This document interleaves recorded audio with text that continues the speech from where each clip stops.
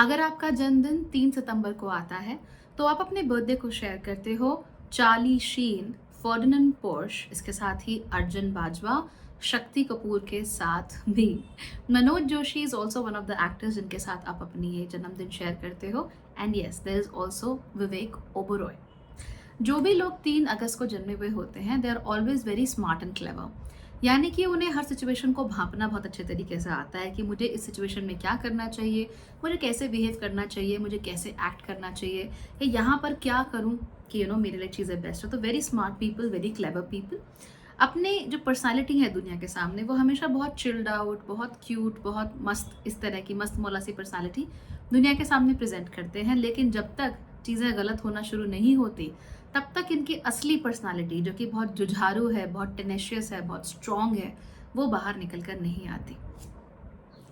सितंबर 3 को जन्मे हुए ज़्यादातर लोगों की लाइफ स्टोरी ऑलमोस्ट फिल्मी होती है और ऑलमोस्ट एक जैसी होती है।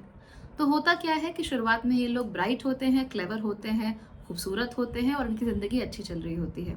इनके आसपास के लोगों को इनसे बहुत सारी उम्मीदें भी होती हैं और कई दफ़ा ये थोड़े शेल्टर्ड भी हो सकते हैं। यानी कि क्लेवर तो हैं, पर एक बहुत ही छोटे से एरिया में। कुएं के मेंढक वाली फीलिंग हो सकती है, टू बी वेरी ऑनेस्ट।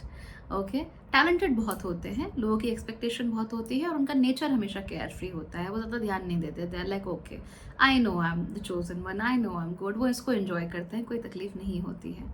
उसके बाद वो धीमे धीमे करके अपने टैलेंट पर काम भी करते रहते हैं, बट अगेन वहाँ भी केयर फ्री हैं। तो वी वॉन्ट से कि सेप्टेम्बर 1 वालों की तरह बहुत सीरियसली कोई चीज़ कर रहे हैं, ऐसा नहीं करते। मज़े मज़े में सारा कुछ कर देते हैं, मज़े मज़े में सब कुछ हो जाता है। फिर इनकी ज़िंदगी में कोई बड़ा सा तूफान आता है, समथिंग रियली ह्यूज हैपन्स, और उस बड़े से तूफान के बाद इनकी पर्सनालिटीज़ काफ़ी अच्छे तरीके से चेंज होती हैं और उनका जो असली पर्सोना है वो बाहर निकल कर आता है। तो हमेशा जिसको हम हीरोज़ जर्नी कहते हैं ना, कि कोई व्यक्ति है, वो उसके सामने कोई सिचुएशन थी, कोई टैलेंट था, उसके बाद कोई प्रॉब्लम आई, उस प्रॉब्लम में उसने अपने टैलेंट को यूज़ किया and then he came out victorious, वो हीरो बन गया।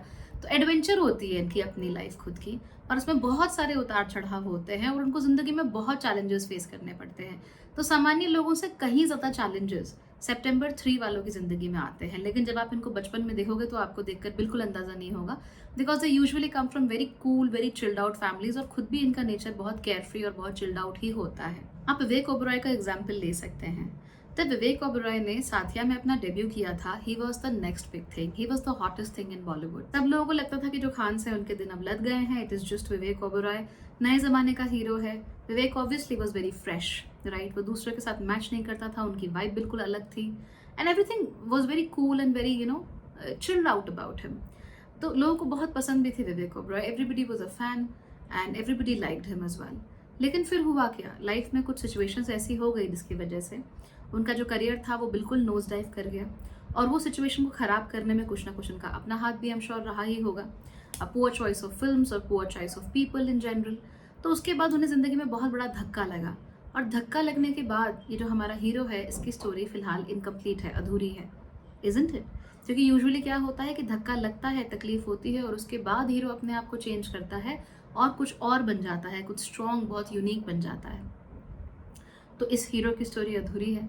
क्या ऐसा हो सकता है कि maybe as he gets older वो हमें बहुत अच्छी फिल्म दे, कोई बहुत अच्छा मास्टरपीस दे, जिसकी वजह से विवेक ओबरॉय की लेगेसी हमेशा के लिए सीमेंट हो जाए? हो सकता है, यू नेवर नो, हो सकता है, बट ये जो स्टोरी है ये अभी अधूरी है। तो सेप्टेम्बर 3 वाले लोग अगर कोशिश करें तो अपनी स्टोरी को फिनिश कर सकते हैं, अपनी स्टोरी को बेहतर बना सकते हैं, लेकिन उनको सही डायरेक्शन और सही लोग चाहिए होते हैं।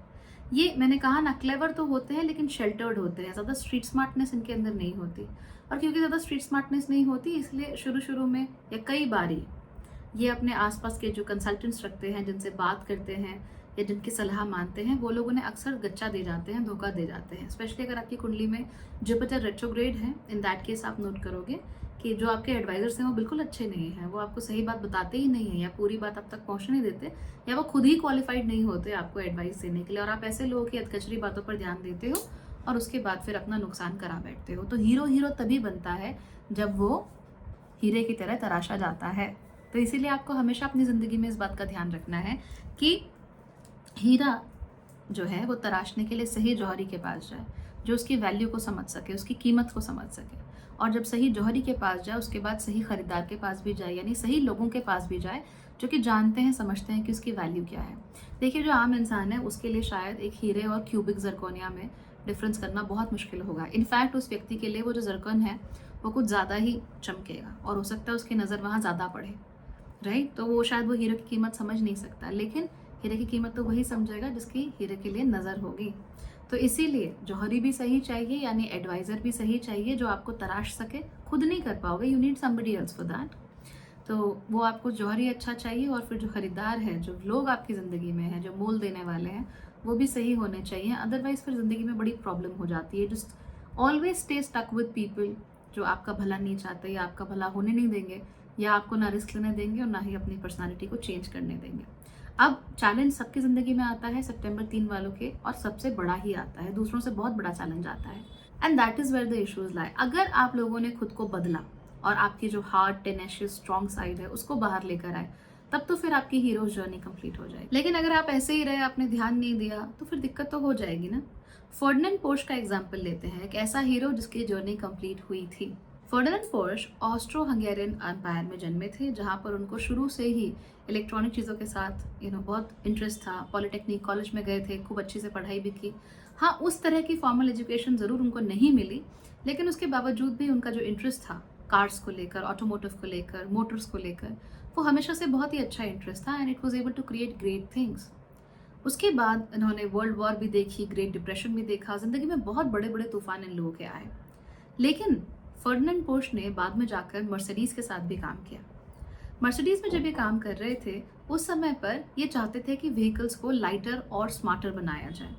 लेकिन जो मर्सिडीज के बोर्ड मेंबर्स थे उनको ये बात नहीं पसंद थी, उन्हें ये अच्छा नहीं लग रहा था। उन्हें लगता था कि नहीं यार, दिस इज़ नॉट राइट, हमारा जैसा चल रहा है वैसा हम चलाते हैं, हमारे कस्टमर्स को ये सब नहीं चाहिए। तो उसके बाद बहुत लंबे समय के बाद पोर्श मर्सिडीज छोड़ने के बाद उन्होंने अपनी खुद की कंपनी पोर्श स्टार्ट की। और आप जानते ही हैं कि लग्जरी कार्स के सेगमेंट में पोर्श कितना बड़ा नाम है। तो ये सब यूं ही नहीं होता। ये हीरो जर्नी कंप्लीट इसलिए होती है क्योंकि उन्होंने अपने आप को बदला, उन्होंने अपने आप को जुझारू बनाए रखा, और अपने जो भी चैलेंजेस आए उसके हिसाब से वो खुद को मोल्ड करते गए, उन चैलेंजेस के हिसाब से बदलाव करते गए और अपने सही रास्ते पर पहुंचे। तो जो सही रास्ते पे पहुंच जाते हैं ना 3 सितंबर वाले, वो बहुत बड़े बड़े काम करते हैं, दे डू ग्रेट थिंग्स। लेकिन जो नहीं कर पाते, उनकी हीरो जर्नी हमेशा इनकम्प्लीट रह जाती है, और उस इनकम्प्लीट जर्नी में वो हमेशा सोचते रह जाते हैं कि सब कुछ होने के बावजूद भी चीज़ें ठीक क्यों नहीं हुई। ये लोग क्रिटिक करना ना पसंद करते हैं, और ना ही इन्हें ये पसंद होता है कि आप इनके काम पर अपना critical evaluation they don't like it. तो आप वहाँ जाकर आप फर्डिनेंड पोर्श को ये मत कहिए कि तुम अपने मोटर में ये बदलाव करो, he is like I know better than you, seriously get lost. तो इस तरह की बात होगी तो उन्हें अच्छा नहीं लगता, और वो भी आपके काम में दखल नहीं देंगे।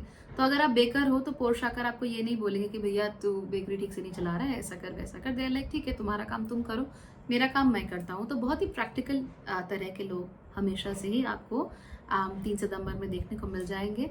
ये लोग कभी भी बहुत हाई बिग आइडियाज़ की बात नहीं कर रहे होते, हवाई बात ये लोग कभी नहीं कर रहे होते कि ऐसा कर देंगे वैसा कर देंगे। No, they are not like that, they are very practical.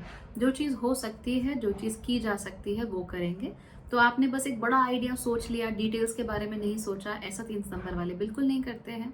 They are always like okay, this is what I can do, ये चीज़ हो सकती है, इसे ऐसे किया जाना चाहिए, ये प्रैक्टिकल प्रॉब्लम है और इसका ये प्रैक्टिकल सोल्यूशन है। ऐसे कोई भी वर्क प्लेसेस जहाँ पर इनको आर्किटेक्चर और सिस्टम्स के साथ काम करना हो, प्रैक्टिकल चीज़ों के साथ काम करना हो, हवाई चीज़ों के साथ काम ना करना हो, वहाँ पर ये यूजुअली बहुत अच्छा करते हैं, क्योंकि ये प्रैक्टिकल चीज़ों के प्रैक्टिकल सॉल्यूशंस निकालने में एक्सपर्ट होते हैं। आप लोगों को कई बार काफ़ी स्नॉबिश भी लग सकते हो। स्नॉबिश लगने की वजह ये है कि आप नेचुरली ही बहुत सारी चीज़ों में अच्छे होते हो, चाहे आपका वो करने का मन हो चाहे ना हो, ठीक है। तो चाहे आपको कोई चीज़ पसंद हो चाहे ना पसंद हो, you can just naturally become very good at them. और ये बहुत तेजी के साथ होता है, और इस वजह से बहुत सारे लोग आपसे चिढ़ते और जलते भी हैं। फॉर इंस्टेंस, मैं मान लीजिए 3 साल से बास्केटबॉल खेल रही हूँ, आपने कभी बास्केटबॉल का टच भी नहीं किया, तो I want to show you कि हाँ मुझे कितना आता है, और मैंने आपसे कहा कि चलो बास्केटबॉल का मैच करते हैं, एंड यू लाइक मैंने कभी टच नहीं किया तो I am not sure if I am good at it और नॉट। तुमने बोला कि मैंने कि नहीं हो पाएगा, और मैंने कहा कि कोई बात नहीं, बस इतना करना है कि ड्रिबल करो और बास्केट में बॉल डाल दो, सिंपल। तो आपने कहा जी ठीक है। तो आपको वो चीज़ पता लग गई, आपने 2-4 बार मुझे नोटिस किया बास्केटबॉल खेलते हुए, आपको मालूम चल गया क्या करना है, और ऑटोमेटिकली फिर आपका हाथ, आपकी आंखें, आपका दिमाग कोऑर्डिनेट करने लगता है कि अच्छा ऐसे करना है। एंड 1 घंटा हुआ नहीं कि आपने मुझे टक्कर देना शुरू कर दिया, तो 3 साल से खेल रही है, तो इससे क्या होगा? I will obviously dislike you, right? पूरी दुनिया में अगर किसी व्यक्ति को मैं सबसे ज़्यादा नफरत करती हूँ तो वो आप बन जाओगे। वजह ये है कि मुझे लगेगा कि you are just naturally good, और हो सकता है तुम मुझसे झूठ बोल रहे थे। तुमको बास्केटबॉल खेलना आता था and you was trying to play with me, you were trying to make me look bad, आप मुझे नीचे दिखाना चाहते थे एंड ऑल दैट। तो इस तरह की चीज़ें लोगों के मन में आ जाती है। तो खैर आने दीजिए, you can't do too much about it.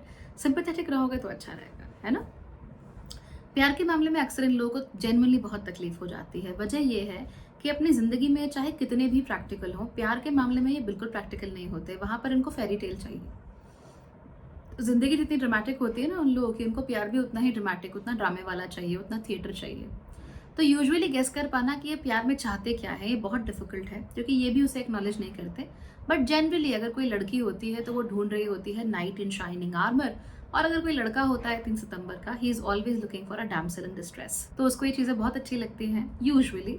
But हाँ, इनके दिमाग में हमेशा फेरी टेल ही होती है कि कोई बड़ा सा चैलेंज आया, प्यार हुआ, कोई बड़ा सा चैलेंज आया और मैंने उस चैलेंज को पार किया, और उस चैलेंज को पार करके मैं वहाँ पहुँच गया जहाँ पर मैं पहुँचना चाहता था, राइट? तो इस तरह की चीज़ें हमें हमेशा देखने को मिलती हैं। ज़िंदगी में चैलेंजेस बहुत आते हैं, चैलेंजेस को पार करते रहिए, हर चैलेंज के साथ ग्रो कीजिए। जैसे वीडियो गेम में होता है ना, पावर अप करते रहते हैं हमेशा, हमारी स्किल्स बढ़ती जाती है। ज़िंदगी में भी वैसे ही होता है कि हर चैलेंज के साथ आपको अटकना नहीं है, आपको ग्रो करना है, और जितना ग्रो करोगे उतना ही आपकी ज़िंदगी और बेहतर होती चली जाएगी।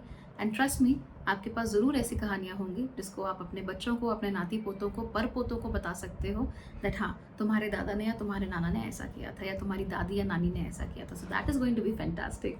मेक श्योर कि ऐसी स्टोरी आपकी ज़िंदगी में ज़रूर बने। All right, take care, bye bye.